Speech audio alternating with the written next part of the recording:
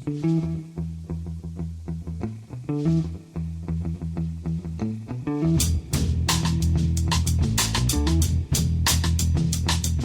and welcome to The Price of Football, the show that looks at the money behind the beautiful game with me, Kevin Day, and Liverpool University's Kieran Maguire. Kieran, good evening to you. How are you? Where are you?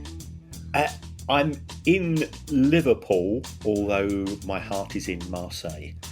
Oh, very nice. Oh, of course. Is that tonight? Thursday night, yes. Oh, Thursday night. Of course. Oh, of course, it's not tonight. It's not.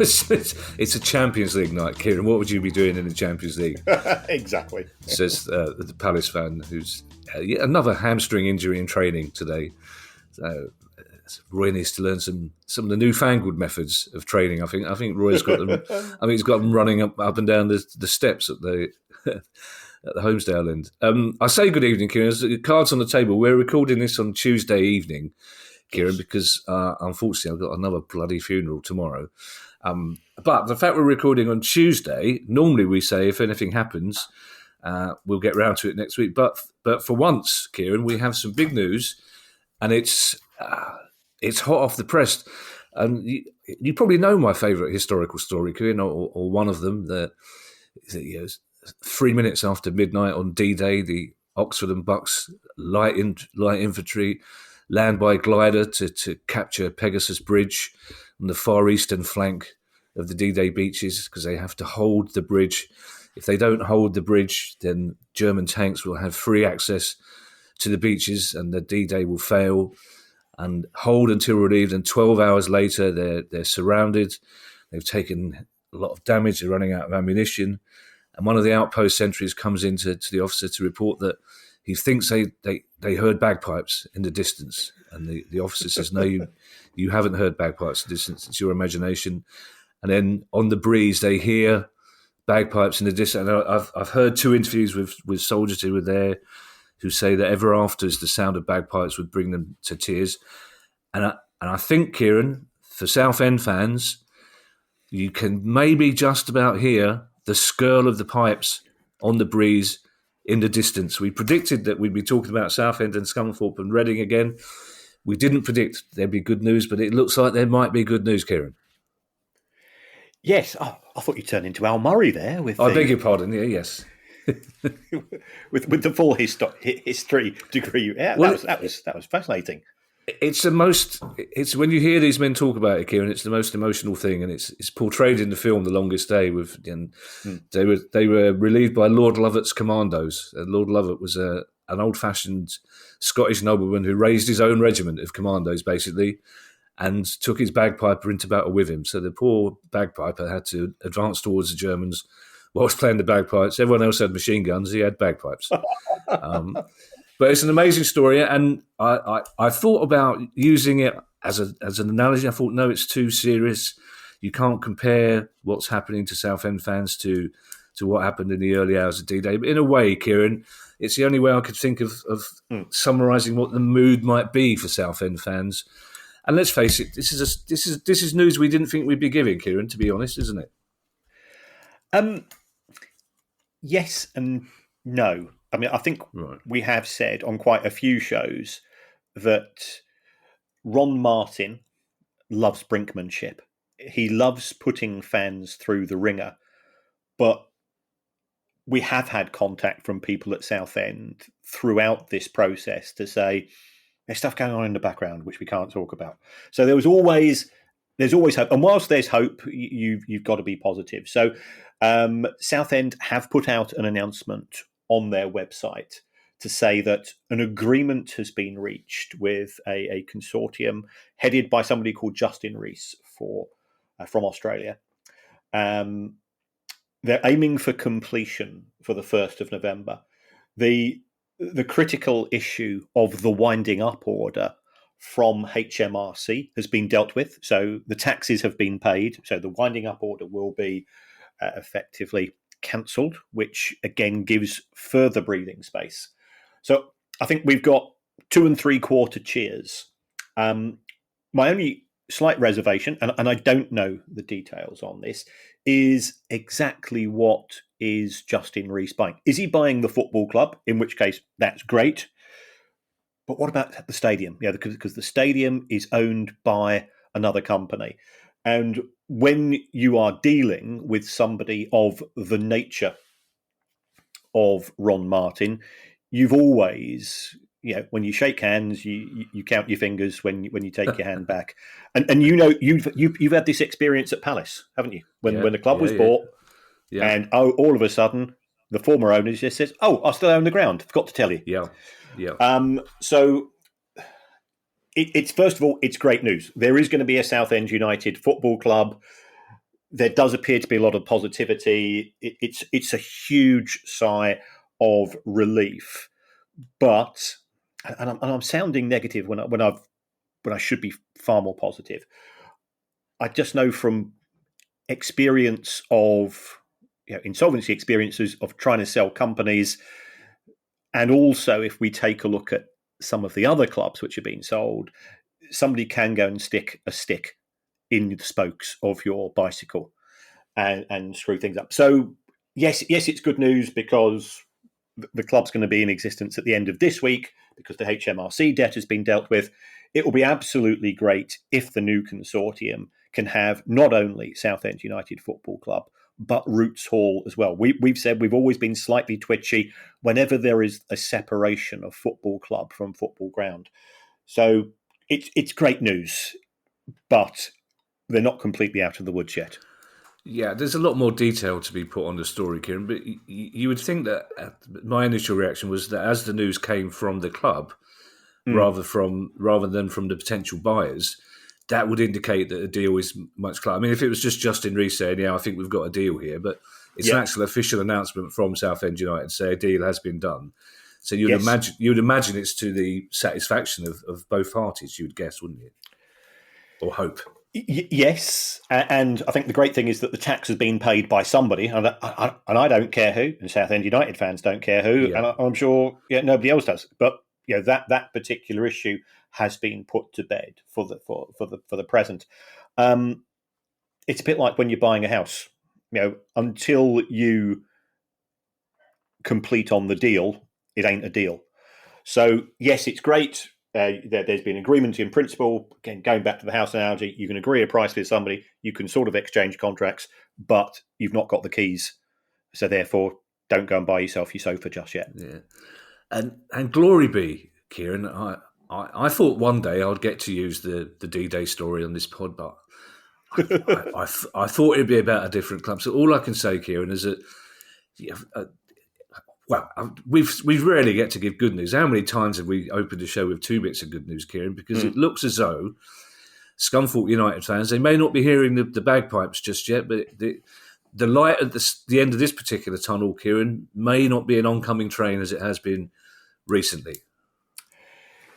Yes. Well, okay, so I'll give you... Right. I'm glad I didn't use the bagpipes for that one, Kieran, as I would have thrown him away with that response. I'm going to give you the good news first. Okay. There does appear to be an agreement between a fan-based consortium and David Hilton in terms of him effectively walking away from the club, him relinquishing control of Scunthorpe United Football Club Limited, which is good. There also appears, in principle, from what I'm hearing, and I've been delving into various sources over the course of the last 24, 48 hours, that there's an agreement between the prospective new owners and the former owner, Peter Swan, who owns Glanford Park, for leasing the stadium until the end of the season. So that's great. That's breathing space. And we're recording this at 7 o'clock on Tuesday evening. 10 minutes before 7 o'clock, I got a message from one of our secret iron. Okay, so our one of our insiders. Yeah, and he said, and I won't use the exact language used because it's a little bit industrial. Hilton's trying to block the deal. Oh, he's now saying that the club has to leave Glanford Park before he will sign off, as far as this is concerned. And I'm going, well, on the face of it, what's in it for him? And then I go, well, let's take a look at some of the other deals. So if we take a look at what happened with Bolton Wanderers went into administration. They were, again, very much on the brink. The new owners came in. The new owners have been pretty fantastic. But before the administrators were able to sell the club, everything had to be signed off by the previous regime. And the administrators haven't named the person involved, so I'm not going to name him. But somebody says, in order for me to sign across these particular rights, I want 250 grand. Wow. So could it be that David Hilton is going to have one last hurrah and to try to extract some money from this particular terrible scenario? Because he's put the fans through the ringer. He's also split the fan base in a similar way to what we have seen at Bury, in the way that Steve Dale has fractured the town. Or is he just purely in it for some self-interest? So this was revealed to us 10 minutes before we recorded the show, and I was in a thoroughly good mood, and this had put a big dampener on it. It could be, by the time the show goes out on Thursday morning, that there's been a couple more twists, and we're back to celebrating a clean break. So positive news, yes. Perfect news, not quite yet. And I suppose as well, Kieran, it is positive. Let's celebrate the fact that it is positive news. You've got, without knowing who the fans in the fan consortium are, you don't know what their experience is at a high level of business or finance or negotiation. So you've got potentially inexperienced people having to deal with two people, essentially, the current owner and the previous owner, about leases and rights and all sorts of stuff. So it's quite a daunting task, you'd imagine, but at least it seems a daunting task is being undertaken, and that's all you can ask for at the moment, isn't it? Yes. Now, I think I know who is backing the fan consortium, and I'm, right. If it is the people or the person that I think it is, that is good news. It's somebody that is a Scunthorpe United fan, and B, if it is that person, they have the resources to address some of the challenges facing the club. Oh, I can't even ask you for hints. I was gonna mention the word Strictly Come Dancing, but that would be a potential. I can't do that. In the meantime, though, Kieran, just again before we went on air, the fans of both clubs, Scunthorpe and Southend, issued a joint statement today asking for government intervention if it looked like both clubs were going to go under, which is another interesting development. But hopefully no government intervention will be needed, because I wouldn't think it would come if it was. Well, certainly it wouldn't come as far north as Scunthorpe, given what the government appears to be doing. But as somebody that A, loves trains, and B, has lived 40 years of my life in Manchester, I'm not talking HS2. I'll get too angry. Are you suggesting, Kieran, that should Stevenage or Walsall be in a bit of trouble, the government may step in? But anything north of that, and because if you are, then I think you're probably correct. It's it's not even reaching you. I just wonder if Rishi Sunak, and it will have happened by the time this goes out, if he stands in front of the crowd in Manchester and says it's not going to Manchester, but by the way, we are going to fund it going all the way to Euston rather than stopping at Old Oak, then he's a better man, a braver man than I give him credit for. Talking of the North, Kieran, you probably would have seen a tweet video that went viral over the weekend of the Man United game on Saturday. Let me remind myself, who did he? Oh yeah, he lost 1-0 at home to Palace. They lost 1-0 to Crystal Palace. Yeah. They did, yeah. Well, although to be fair, in the previous home game they lost 3-1 to Brighton and Hove Albion. But there is a video of basically quite a few fans getting wet. Because the roof was leaking, which indicates that something needs fixing at Manchester United. But we thought that Sir Jim Ratcliffe would be the one to do the fixing, and he's still interested, it seems, but not as interested as he was. Yes, this to me is totally baffling. The story which is now doing the rounds is that Sir Jim Ratcliffe is going to buy 25% of Manchester United. Now, the first thing you've got to say is, well, from whom? Because is it going to be from the Glazers en masse, or is it going to be from those members of the Glazer siblings who have never been interested in football in the first place and are probably thinking, well, we can get a quick quids in and then we just go on, live the rest of our lives and let Avram and Joel Glazer, who appear to be the main drivers of wanting to continue to have control.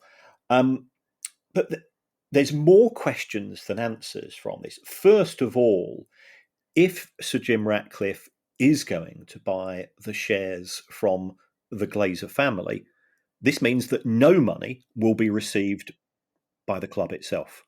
So this will be a straight sale of shares from investor A to investor B, and it bypasses the club.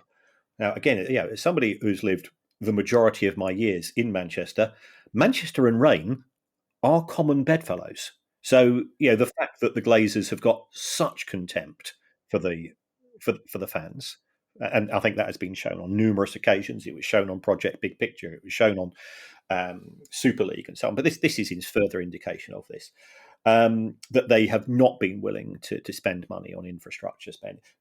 It doesn't look as if there's going to be more money to address the fact that Old Trafford is now a 20th century stadium in the 21st century, as far as the facilities for what you would call the regular fans.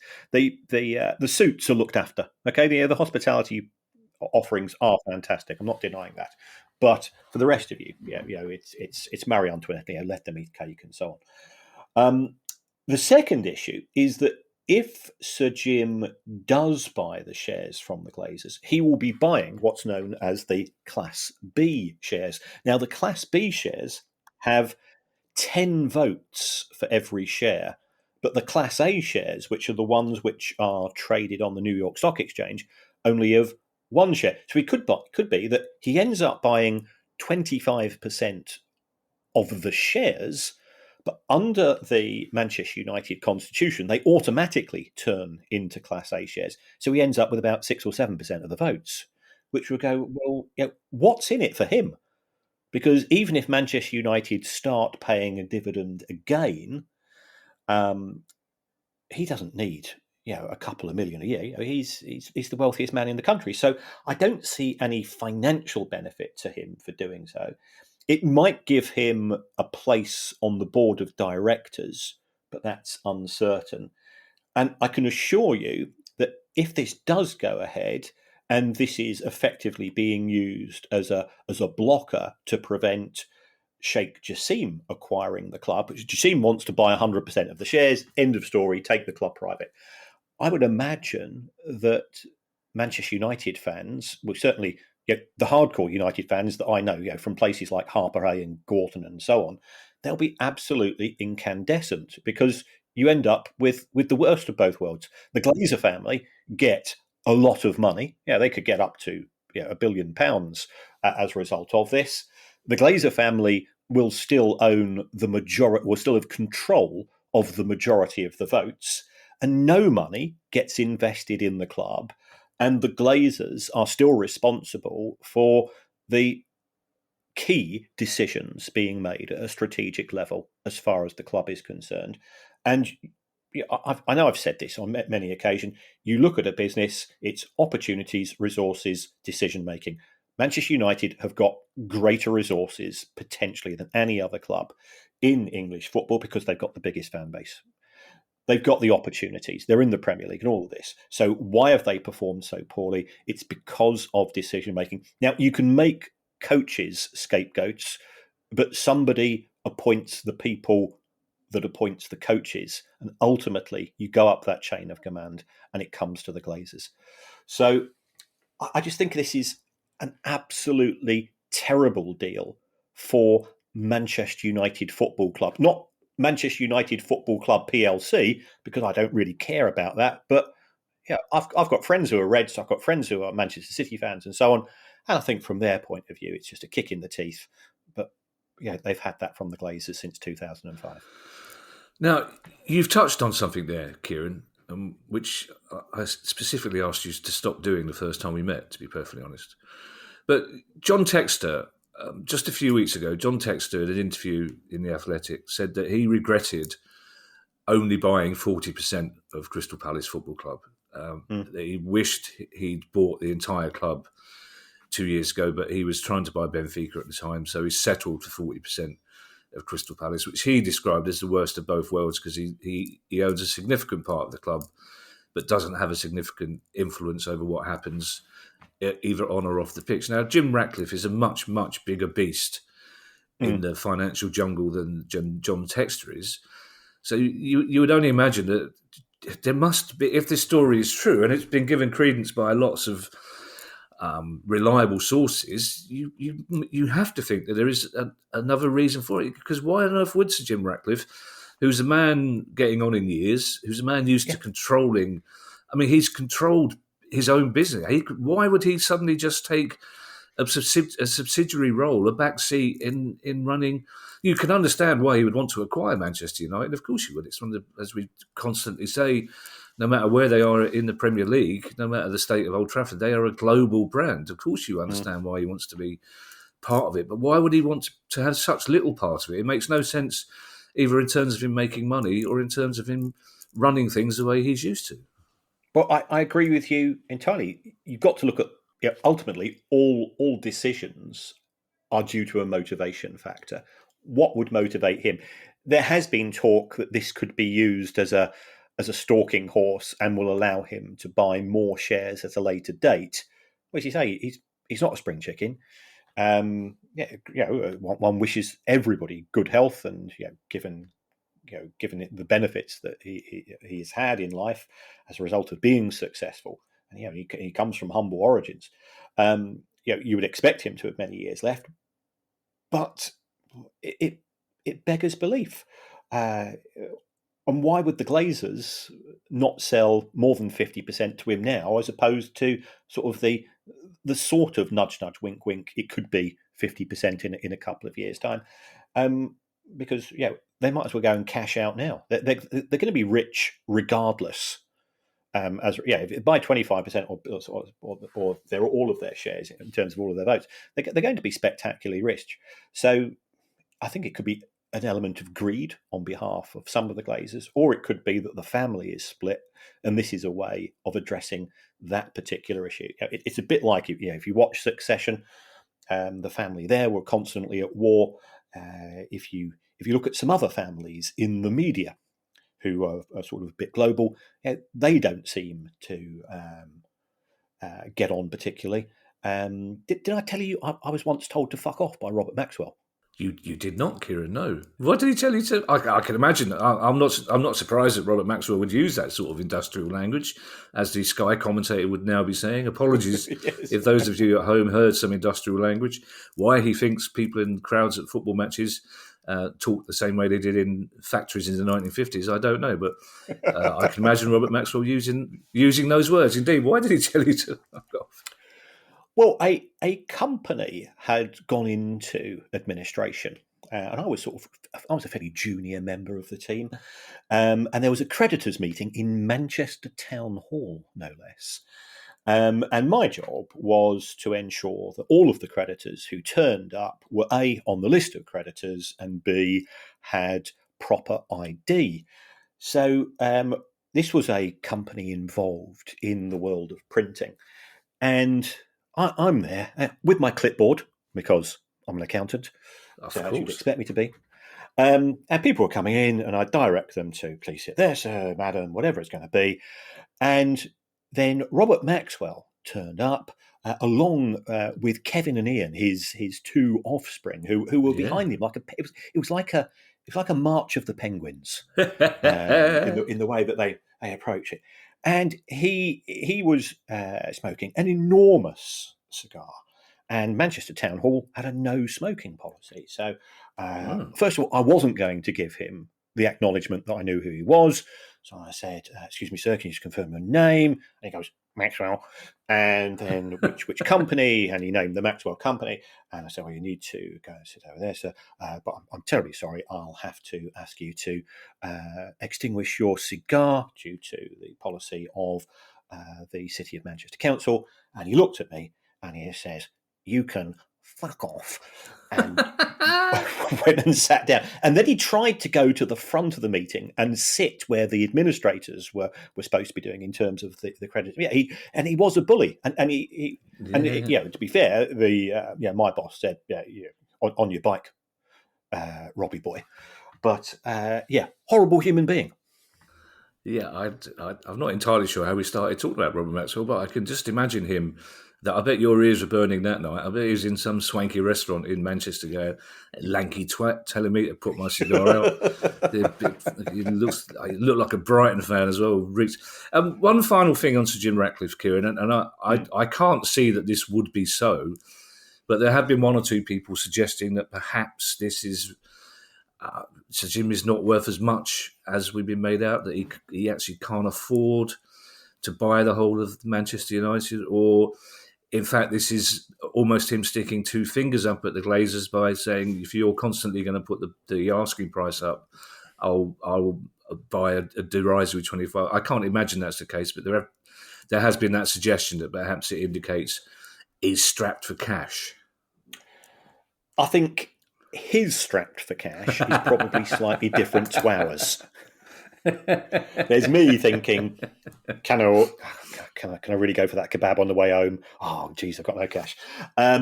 It could be that Sir Jim, the majority of his wealth is tied up in property assets. It's tied up in corporate assets such as Ineos. So does he have £5 billion in cash spare? Probably not, because he's a successful person, and successful people tend to have their assets tied up in a myriad of asset classes.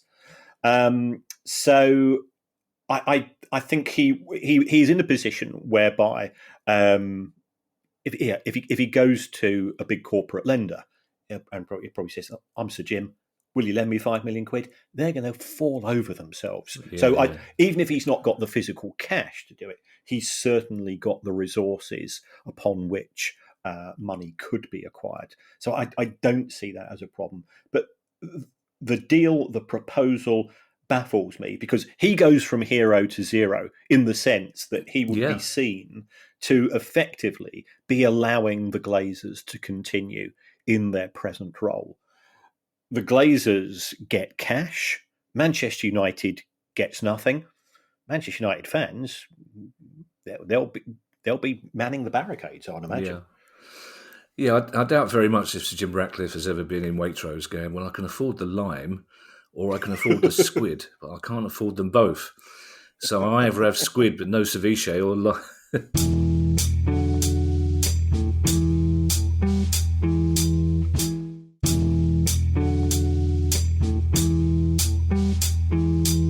Huge news, Kieran, about English football broadcasting deal. Yes. Kieran, you did that pause that you always do, and I think it's a massive story, and you do a little pause and an inward sigh which indicates I've read the signals wrong again.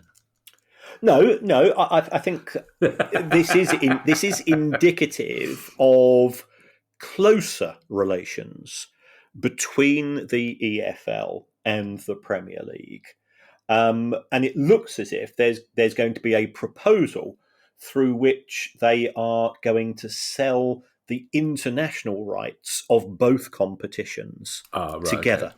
Now, that's not the same as the domestic rights. So what we see being bought by Sky and TNT Sports and Amazon and so on, but you never say, well, hold on, the international rights are now more valuable than the domestic rights. So that is a positive. It looks as if the EFL is going to get 14.75%, or rather the proposal is that they're going to get 14.75%, which on the face of it, I think looks a pretty attractive proposition. It will increase the absolute amount of money that they get from international rights. So that, I think, is a positive. The trouble is, if you're getting 14.75% and the cake is getting bigger, then in terms of the actual number of pounds worth money, that goes up. But the gap between the Premier League and the EFL will grow as well. So that is the downside. And there's also been talk, and I think this is where potentially, again, we could have a positive here, is that, well, if they can come to an agreement as far as the international rights is concerned, then there must be the opportunity to come to some form of agreement with regards to the domestic rights. But this particular deal, in terms of the international rights, it won't be kicking in until 2028. So, you think how many more episodes of The Price of Football we will have covered by the time we get to 2028. I think that there's a lot of detail, and at present, this is a proposal which has been presented to the chief executives and the owners of EFL clubs, and I think the practical response is, well, we have to be honest that we know that it's not necessarily easy, and this is not making any negative comments about the teams involved. But if we're trying to sell Middlesbrough versus Reading to Asia, there's not a lot of takers. So potentially we will benefit. So all of the clubs, I think, in the EFL, if this deal is agreed, they will benefit, but not until 2028, and it will not address the cliff edges that exist, A, between the Premier League and the Championship, and B, which is never spoken about, and this is a problem that the EFL itself is not willing to address, the gap between the Championship and League One. Yeah, so essentially, Kieran, I just want to make sure I've got this right in my head. From 2028, Australian broadcasters, German broadcasters, for example, will be bidding for all of English football. They won't be able to say, we just want the Premier League. They have to, right, okay, so fair enough. I just wanted to get that straight. Now, Kieran, I'm feeling slightly sorry for Reading fans at this point, because it seems a bit unfair that we've had what seems like very good news for Southend fans, what seems like encouraging news for Scunthorpe fans, and we haven't mentioned Reading. But here's a Reading story, Kieran, and I don't want to commit myself as to whether this is a good news story or not. I don't want to overexcite Reading fans, only for you to urinate on their fried potatoes, Kieran. Yeah, I'm slightly. I'm more positive about this one in the sense that, great.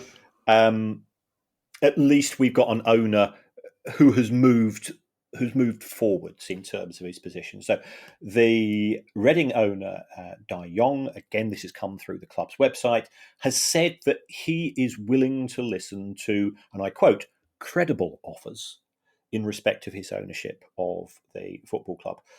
Now, you then have to say, well, hold on, what is he selling? Because if he's just selling the football club and it's in the third division, or however you want to call it, it's in League One, what's the asking price going to be? He's also sold the stadium to himself for an FFP shimmy a few years ago. The club has been losing, on average, 500 grand a week for the last sort of 4 or 5 years. So, I would say a credible offer for a football club under those circumstances would be one of our finest English pounds. And then I just walk away. That means I'm not having to cover those 500 grand a week losses, which he's been struggling to do. There is further good news in respect to Reading, and this should be a given. The wages were paid last week. Hurrah! Now, there was, I think, genuine concern that would not be the case. Reading have been subject to multiple points deductions. I think 16 points deductions in total, spread over more than one season. But also reading the website, whilst the wages appear to have been paid, the money owing to HMRC has not been paid, and this has triggered the transfer embargo, which isn't an issue at present, but it won't be lifted until we reach a better position with regards to the club's finances. And we don't know the reaction of HMRC, because they're saying, well, okay, they managed to pay their wages, we ain't being paid, why should we have to put up with this? So they might kick off. and they might start becoming awkward and putting in petitions for winding up and so on. But that's pure speculation on my part. HMRC have an obligation on behalf of the taxpayer to collect money, and Reading's owner appears to be selective as to what he's prepared to pay. I like the idea of an FFP shimmy, Kieran. That seems like something you'd be doing in round 10 of Strictly. We're doing the old FFP shimmy tonight. It also sounds like something Uncle Terry would say if he was ever owning a football club and he was up in court. It's just a bit of the old FFP shimmy, Your Honour, isn't it? We're all up. Which of us isn't doing a bit of the old shimmy shammy? Talking of HMRC, Kieran, it seems that they've taken time off from very politely asking me for unpaid tax for the last couple of years to very politely ask some UK football clubs as well. Yes, they have increased the amount of money that they've collected from clubs. This has mainly been due to clubs historically have been saying that we will pay agents' fees. Now, if the club is paying the agent's fee on behalf of the player, then that's a benefit in kind to the player. And the player should be subject to PAYE and national insurance. And also the club potentially should pay national insurance in respect to those payments. So I think that's one area that HMRC have been investigating. And we've spoken to agents before. The idea of representing dual representation, occasionally triple representation as well, with regards to a player signing a contract. Ultimately, who is the agent working for? And I think HMRC at times sort of they've done a Jimmy Hill. They've stroken their chin. They've stroken their chin, I say, no less, and go, I think you're doing a bit more work for the player than you're giving on here, and therefore there's some tax implications. So that's one issue. The second issue, and again, this is something that we have raised before, is the issue of image rights. Football players are brands in their own right. You've only got to look at the social media followings of the elite players. They've got more Instagram followers and TikTok followers than the clubs that they play for on a regular basis. And I think in respect of those players, even HMRC would acknowledge, we can understand the image rights issues here. If you are a reserve left back for Birmingham City, could you genuinely say that 20% of your income or more is for your image rights? And people say, well, who cares? Well, if you have a salary, let's say you've got a salary of, you're on 10 grand a week in the Championship, you are taxed on the full 10 grand a week. If you allocate 20% of your money to image rights, that goes to a separate company. So instead of you paying tax at 45% on all of your upper income, the image rights company is paying tax at, I think it's 19% on the money that it's earned. So there is a potential loss to the exchequer. So HMRC, by all accounts, have looked at this more carefully. And I think the third issue that I was picking up on is HMRC are looking at benefits in kind to players' families. So, if a player goes to a Europa League final or a Champions League final or a pre-season tour, if the player's family ends up going on tour with them, is that a benefit in kind indirectly to the player? So there are complications here, but it looks as if HMRC's investigation team, which I think we established involved one person or occasionally one person and his mate, has been beefed up a bit. It's raised, we're talking a 9-figure sum. I think it's well over £100 million. So fair play to them. But it is indicative that football is acknowledged as being an industry which has a lot of wealthy individuals, and you can't get away with that. I think in order to get away with not paying taxes, it's more to do with who you know. Yeah, I think it was pod 2 or 3, Kieran, way back when you said that you understood HMRC's unit, for want of a better word, to claim unpaid tax from football clubs consisted of 2 people, and one of them was on long-term sick leave. Yes. So it seems like he or she has come back, which is good news. That benefit in kind of thing is really interesting, because you've got me worried now, because I think both Ali and the Baroness are coming up to Salford for that. Mm-hmm. Where do we stand there, Kieran? Do we have to declare the train fare? I will get the Baroness to bring up a Marmite loaf and sell it. And then it's a business deal, surely. Right, I'll well, now see if the Baroness is doing Marmite loaf. I can't ask Ali to bring Marmite loaf up. I'll have to find something else. She hates Marmite. She wouldn't have brought Marmite loaf up, even if it involved a tax cut. A slightly odd story from Aston Villa, Kieran, about their kit deal. Yes. Aston Villa players have, by all accounts, been complaining about the kit which is being supplied to them by a relatively new brand, Castore. And if you've seen the photographs, there is a process called wicking, i.e., if you sweat, a good piece of sporting merchandise will make sure that the sweat effectively transfers through your body, evaporates very quickly, and that means that you are able to play relatively unaffected. It's quite evident from looking at the photographs of Aston Villa's Castore kit that has failed to do. So therefore, by the time you reach 90 minutes, and remember, we are talking about athletes that are running normally somewhere between 10 to 12 kilometres in a 90-minute match. They've been absolutely soaking wet, and they're saying, "Well, this is unacceptable. This is affecting our performance." So looks like Brighton getting stuffed 6-1 at the weekend. We got off lightly, if the Villa players are correct.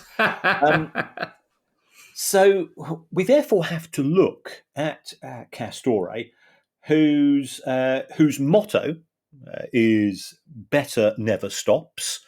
But they don't actually appear to apply that. And if you take a look at the history of Castore, and it is a relatively new company, there have been quality control issues. And let's be honest, we're football fans.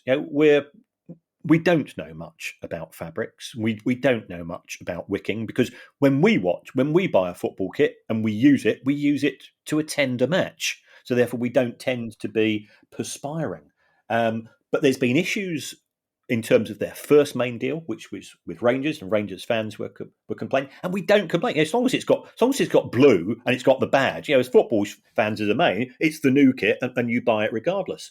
But there's also been issues at Newcastle. There were issues in respect of Castore's deal with Wolves, because they put the Wolves badge on upside down on some of the shirts.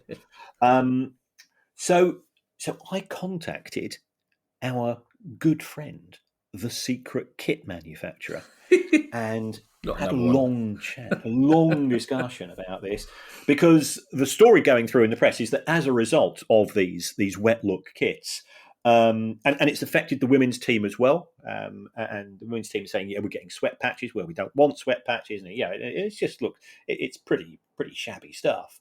Our secret kit manufacturer reckons that there could be an opportunity for Villa to walk away from the contract. And this is the story that's coming out of the press. Not necessarily to do with the wetness, but to be broadly looking at other issues in terms of breach of contract, deliveries of kit not on time, the level of service poor, contractual obligations by the manufacturer poor. We've seen Newcastle move from Castore to Adidas. And Adidas have made a big fuss about this, and I think that's also appeared in the Newcastle. I think it's an Amazon Prime or a Netflix documentary about Newcastle. And the secret kit manufacturer did say that there could have been a very cute change of ownership clause when PIF acquired the company from Mike Ashley, which allowed PIF to effectively to rip up the contract with Castore and not having to pay them compensation. Because when Chelsea moved from Adidas to Nike, I think in around about 2016, 2017, they had to pay Adidas somewhere in the region of £50 million in compensation for ripping up the contract early. Again, talking to our friend in the business, he said you've got to. It's a bit of a game from the club's point of view. You can either partner with a tier one brand, and your tier one manufacturing brands would be Nike, Puma, Adidas. But if you are a smaller club, and this is no disrespect to Villa, we both remember Tony Morley, Peter Whiff, God. those glory days. Gary Shaw, oh yeah, Gary Shaw, absolutely. Yeah. Dennis Mortimer, what a beard! What a beard! Yeah. So we all remember those days, but Villa have not been challenging for the Premier League trophy. They've not been in the Champions League for many a year, and so on. So therefore, they would be viewed by the tier one brands as a tier two club, and they would get a tier two service. Now, what do I mean by a tier two service? It's as follows. If Manchester United are short of kit, Adidas will do everything in their power to get that kit to the Manchester United megastore for the next match. Exactly the same will happen in respect of Chelsea and Nike, Liverpool and Nike, Manchester City and Puma, and so on. If you are a second tier club, and I know this from going into the Brighton megastore or quinoa store, as we prefer to refer to it, on regular occasions, you can't buy merchandise because Nike say, well, yeah, we're focusing on Chelsea and Liverpool, and it's not that we don't want to serve you, but frankly, you're not that important to us. So there's that, or you go for a non-tier one brand. So you go for somebody such as Castore, i.e. not Nike, Adidas, Puma, and so on. You might get a better service, but the smaller brands tend to have less focus on quality control. They become less reliable, and that's the risk. So it is a trade-off. And I think the other thing, and this is actually from the story itself, our good friend in the know said the manufacturers, everybody thinks that they're making a fortune. They are all losing money with their big commercial, with their big clubs. So, the Manchester United £900 million deal with Adidas, people going, how are Adidas making money on the back of that? They're not. They're actually losing money. But what Adidas are doing, they're saying, well, look, if Team Viewer or whoever it's going to be from, is it Snapdragon or Qualcomm or whatever it's going to be, if they're prepared to pay a lot of money to have their logo next to the Manchester United crest, we're actually prepared to lose money in terms of supplying the gear because it actually helps the Adidas brand rather than it's a money-making vehicle in its own right. A couple of things off the back of that, Kieran. First of all, what does better never stops mean? I mean, that's a sort of... Yeah. I mean, that's just... Seriously, there was a car advert about a year ago, and the slogan at the end was forward into the future. It's like, well, we've got no choice, have we? Which other way can we go? Except for... And thirdly, Kieran, some of these modern footballers, and I hate to sound like my dad here, God rest his soul, but some of these modern footballers, Kieran, moaning about a bit, they should have said, when we played football in the 80s, Kieran, the state of our nipples after 90 minutes with those shirts, it's just those scratchy nylon. Oh my God. Pep Guardiola, Kieran, is someone we admire very greatly. He's one of the greatest managers that football's ever seen. He's very cool. He's quite funny. And now, this is not necessarily an actual finance question, but it's one we have to raise. Now he's become even cooler as far as from now on, I'm going to call him Red Pep from now on. Yes.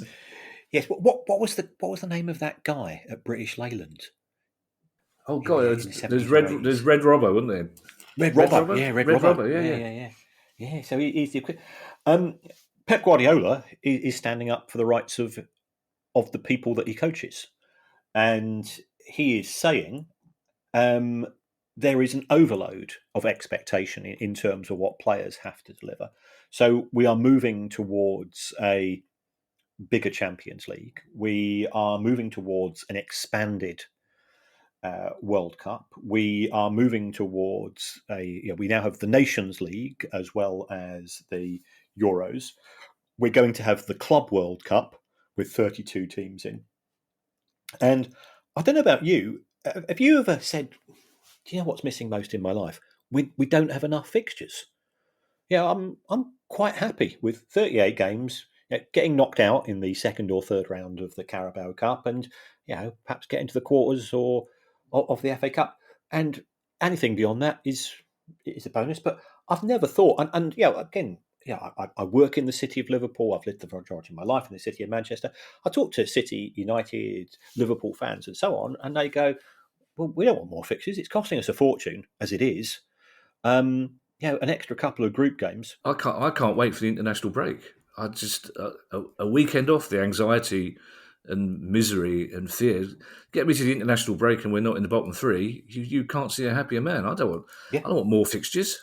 I don't want more worry. Yeah, and we are talking about elite athletes. Yeah. So Usain Bolt did not become a better runner by somebody saying, "Okay, Usain, another 10 sprints, putting your hamstring at risk."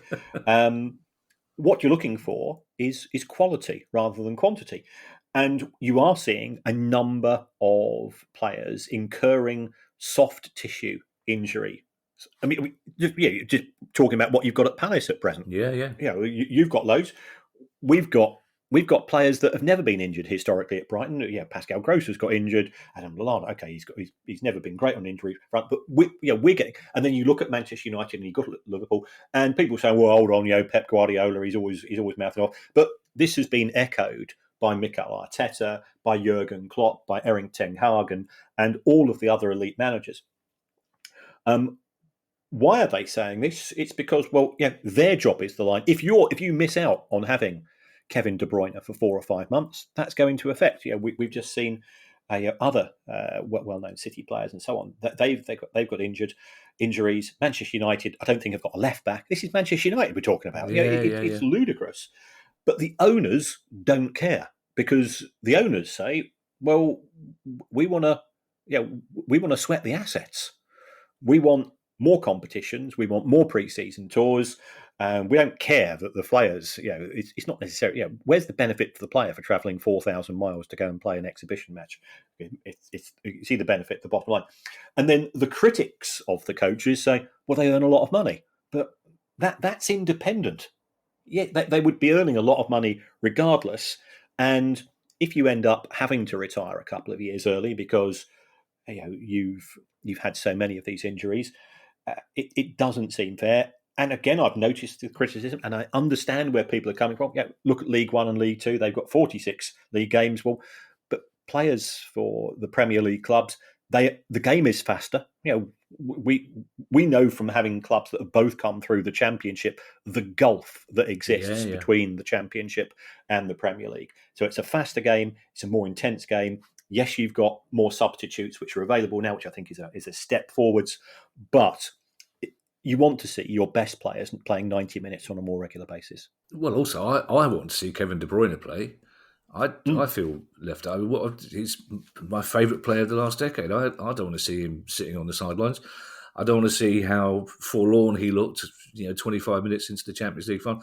I think there's actually been a sea change amongst fans in the last 5 or 6 years ago, Kieran. Whereas, 10 years ago, a lot of football fans, probably myself included, would say, well, they're fit, they're professionals, they can play 2 games a week. I think people are starting to understand the stresses and strains. And when the coaches say, the coaches are the ones who see them every day.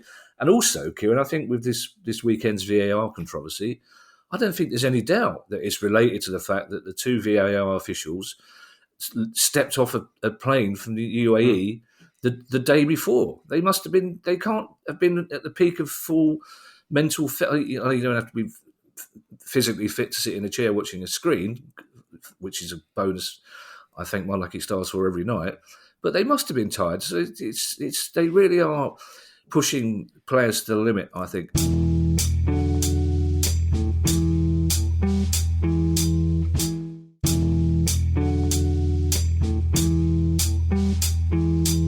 We still have a couple of stories to go, Kieran, and we've been on for a while, so let's see if we can wrap these up relatively quickly. It's really interesting. All the media, all the broadcast media, especially focused on the fact at Goodison Park on Saturday that the potential new owners of Everton were there to see them lose at home again, just adding to the lack of enthusiasm, it seems, from Everton fans. And our next story is another reason for those fans who are opposed to the takeover to be concerned. Yeah, and just a quick piece of advice to the prospective owners of Everton. Baseball caps and Goodison Park don't go together. But this is in respect of the Brazilian club Vasco da Gama, and it has been given a transfer ban by FIFA, and FIFA is effectively the police officer for international deals. Vasco da Gama signed, I think, 3 or 4 players from Argentina and other countries in South America, and they've not paid the instalments. So Vasco da Gama is 70% owned by 777 Partners. There's also talk about 777 Partners missing a payment in respect of its sponsorship or quasi-ownership of British basketball. There is another story in respect of 77 Partners, which I cannot say, but it might be in the public domain by the time the show goes out, in which case, but all I say, it's not a positive story. So you look at this drip, drip, drip, and yes, 777, they've spoken to a supporters group and fans have said, well, they speak very well. Yeah, but they would do, wouldn't they? Yeah, they're hardly going to say that we're skint, but we're trying to buy your club on borrowed funds and borrowed time or whatever. So, yeah, doesn't look good, but they appear to be the only, they're the only hat in the ring, or the only baseball cap in the ring at present. In their particular circumstances, and therefore you can understand why some Everton fans are saying, well, the alternative doesn't look great.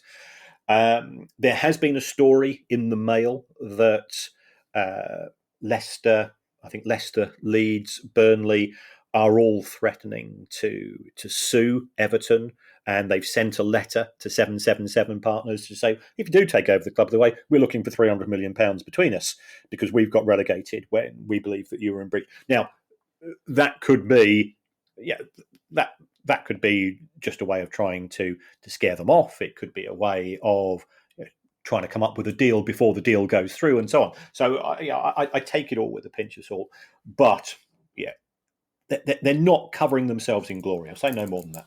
Yeah. We had a story earlier, Kieran, about a massive club in the Northwest possibly selling a minority stake. And just across Stanley Park from Everton, exactly that thing is happening at Anfield. Yeah, but this is how to do it. Liverpool, no fuss, no leaks to the press. A deal is announced with a company called Dynasty Equity. They're going to put between 80 to 160 million pounds into the club, not into the pockets of FSG. They're going to put money into the club, and this is going to help with the expansion of Anfield. It's going to pay down some of the existing debt, and it gives a relatively new private equity company. It's not a sponsorship deal, but if I was setting up in that particular area of finance, partnering with a brand such as Liverpool makes a lot of sense. So, I think that the way that they've played this is very, very professional, and it's completely at odds with what's turning into a soap opera at Old Trafford. And, I know plenty of Liverpool fans, I know plenty of Manchester United fans, and the Liverpool fans that I've spoken to have said, we're all happy with this. We have no issue. We can see the financial benefits. Everybody wins. So this is a deal that, it's a relatively large amount of money being invested into Liverpool, but a relatively small amount of money for a giant equity investment company. So both people are happy. That's right. So I think it's between 80 to 160 million pounds. Now, if this is in the form of fresh shares, the other benefit to Liverpool is that because it's an equity investment, which is going to the club, it contributes towards FFP. Whereas if Sir Jim Ratcliffe is buying shares for the Glazers, that doesn't contribute towards FFP, which means Manchester United's next transfer window, again, will be quite constrained. So I'm sorry, I'm slightly confused. So why is there such a clear distinction between money going to FSG and money going to Liverpool when it doesn't seem to be that clear between money going to the Glazers and money going to Manchester United? Right. There are two ways of buying shares in a company. Right. Let's say that you own 100 shares in Crystal Palace and you decide to sell them to me. So if I pay, let's say I pay you £1,000. Yeah. Unlikely, yeah. Unlikely for both. Yeah. So I give you £1,000 and I now own 100 shares in Crystal Palace. Completely bypasses the club.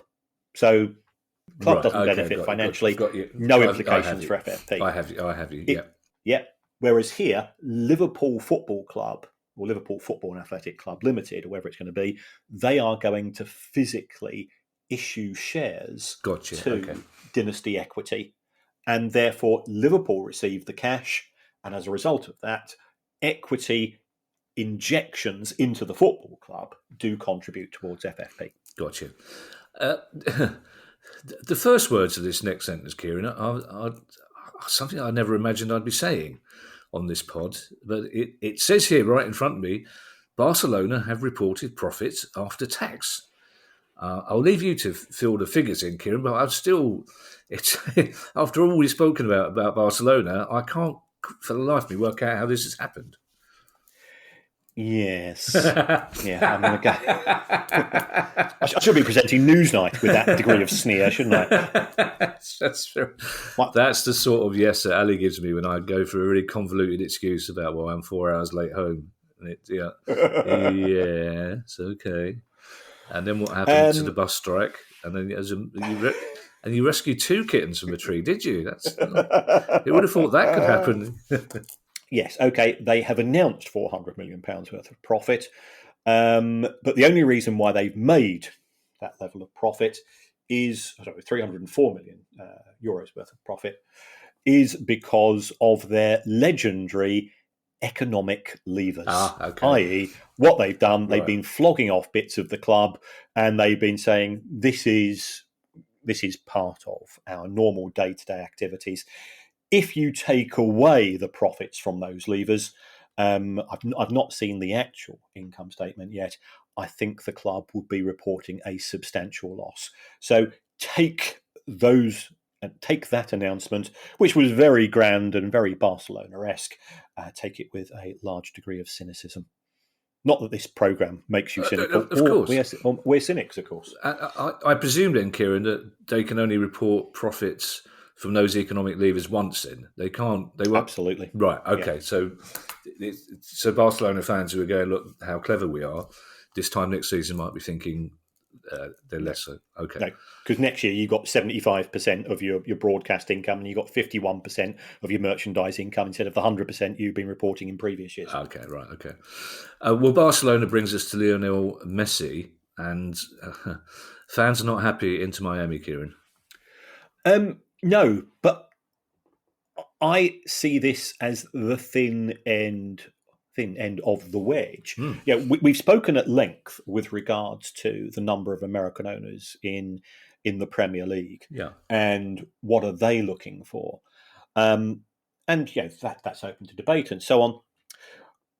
In American sport, you buy a season ticket, and what we've seen at Inter Miami is that the price of season tickets has gone up, I think, between 40% to 200% for next season. And your cheapest season ticket, I think it's now something like $800 or $900. You could be paying tens of thousands of dollars for a season ticket. And the club said, well, if you want, you can move to a cheaper seat. And the reason is this is due to Messi mania. So there's all this talk about David Beckham's bought this football club, isn't it great, and so on. The aim of Inter Miami, it is a franchise business. It is there to make money, and clearly, given the popularity of Lionel Messi and the impact that he's initially had at the club, it looks like Inter are trying to monetize that, and they say, well, we've got a list of people that want to have season tickets. So therefore, we're just going to jack up the prices until we effectively get that list substantially down. Well, if American owners can do that, well, in fact, an English owner, let's face it, if an English owner can do that to an American franchise club in the MLS, will American owners start doing similar? And we've seen issues at Fulham with the prices they're charging from Shahid Khan. And this isn't an anti-American rant, and it isn't an anti-capitalism rant. There is an economic case for saying that ticket prices in Premier League football are too cheap. But anybody who's a legacy fan, anybody who's a legacy owner will say, well, hold on, these are also the people that, should the club be relegated, will turn up on a Tuesday night in November to watch us lose 3-0 at home to Huddersfield. So we're not going to shaft them now because they might not come back should we ever be relegated. That's not an issue in the MLS, of course, because there's no relegation. But it is indicative of football is now moving into the entertainment industry as far as many owners and private equity investors are concerned. And they will say, well, we'll quite happily charge, 250 quid, 300 quid a pop if you're going to watch, a big pop star. So if you're going to see the Foo Fighters or you're going to see such and such a person, whereas if it is the Dead Kennedys, you're only going to pay 20 quid. Well, we're going to do exactly the same in football, and we're going to jack up the prices and we're going to squeeze the fans because we can. So that is my concern, that if those clubs that do have significant waiting lists, owners are looking for excuses and opportunities to put up prices. Our final story, Kieran. We talked about Red Pep earlier on, and I like to think there's a scenario whereby Red Pep in 20 years' time has become even more left-wing than he is now. And he thinks to himself, I'm going to end my career at an appropriate club. I'm going to go to FC St. Pauli, Hamburg's other club. They won't thank me for saying that, but Hamburg's other club, who are known for their anti-establishment stances, Kieran. And they've made a big statement this week. Yeah, they've said children should be there for the love of the game, and football clubs should provide them with facilities and opportunities because they love the game as well. So if you are a football agent who has spotted a young player and you're going to try to sign them up because you see them as a meal ticket, they ain't going to FC St. Pauli. So we're not prepared to work with private agencies. As far as the academy is concerned, we are not going to allow players to have agents or representatives, and we're going to discourage these people even from coming to observe the kids. Now, you and I both know some pretty awful stories with regards to agents, that they can't sign the players, I think, until they're 16. So what they do is they tap up the parents, or they send the kids, Xboxes and PS5s and boots and so on. So fair play, FC St. Pauli. It's the appropriate thing to do. Is it going to stop the I think trafficking is, again, it's probably a disproportionate word, but certainly in some countries you see young, promising kids being not snatched away from their families, but effectively adopted by agents who then just see these kids as an opportunity to make money for many, many years. Well, you've hit the nail on the head, Kieran, because it shouldn't be the story that St. Pauli are stopping this. The story should be that most other clubs aren't stopping it. And as you say, it's not so much an issue of keeping agents away from kids, it's keeping them away from the parents. Yeah. Because it's something we discuss in our new book. And again, it's an indication of how sensitive an issue it is that those agents who were prepared to give us information would only do so on the basis of complete anonymity. Because, but it's rife and it's wrong because, as FC St. Pauli say, these are children. Thank you to everyone who's donated to the pod via our Patreon page. It's very kind of you. If you'd like to join those kind people by making a small monthly contribution to the pod, not only will you feel better about yourself, but you'll get access to our chat community and our regular quizzes. And you can do that by going to patreon.com/priceoffootball. If you have a question you'd like answered on the show, email us at questions@priceoffootball.com. As I've been saying in the past couple of weeks, we do have some gigs coming up. Unfortunately, due to reasons completely beyond our control, the book event at the Winter Gardens in Blackpool on October the 12th will not now be happening. We're really sorry about that. There's not a lot we could do in that situation. But if you did buy a ticket, many of you did, you'll get a full refund. We do have the live show still coming up at the Lowry Theatre in Salford on October 22nd. Tickets are going quite quickly for that, so you need to get in, and as they are for the Royal Yacht on Jersey on November the 7th. And we'll also be having a book event at Dulwich Hamlet on, I believe, the 16th of November. The gigs at Salford and the Royal Yacht are proper live Price of Football shows, and the one at Dulwich will be a book launch type thing. We'll give you more details of that in a few days. If I come across as too professional at any stage, anybody, just let me know.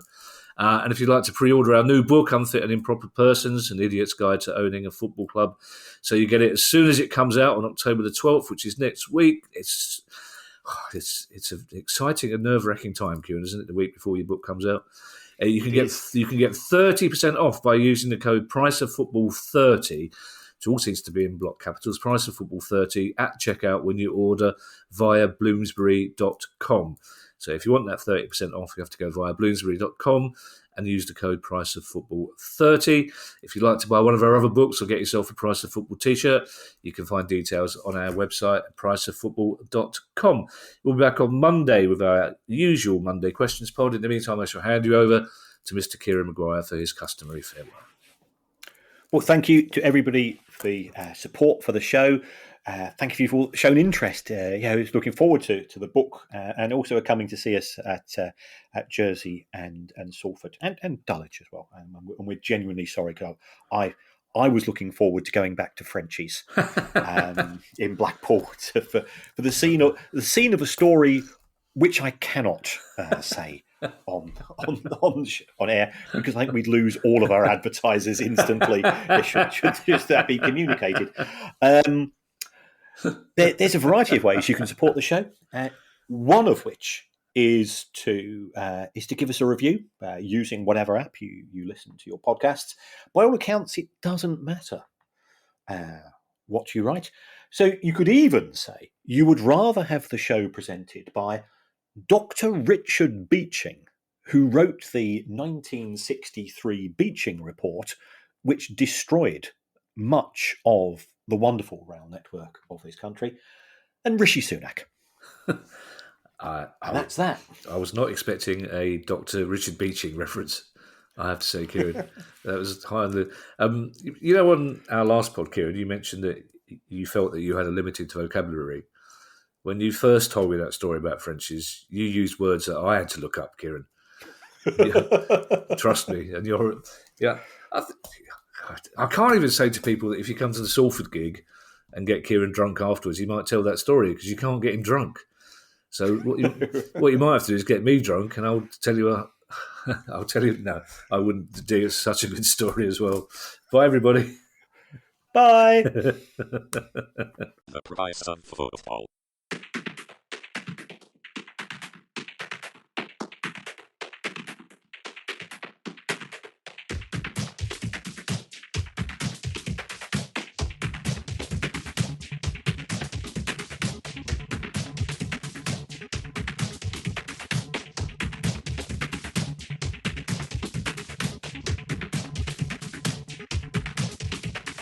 The Price of Football.